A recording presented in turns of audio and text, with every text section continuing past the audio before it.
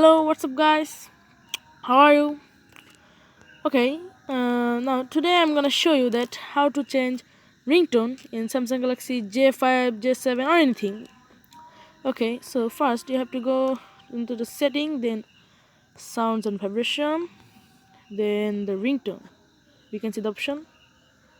Then the ringtone here, you got it. Then from the add from phone,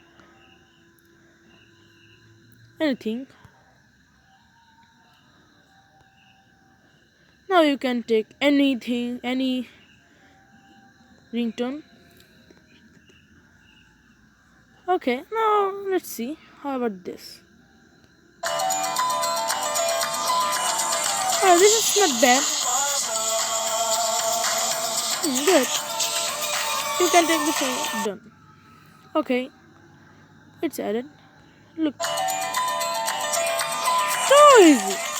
So guys, don't forget to subscribe and like. Okay, see you in the next video.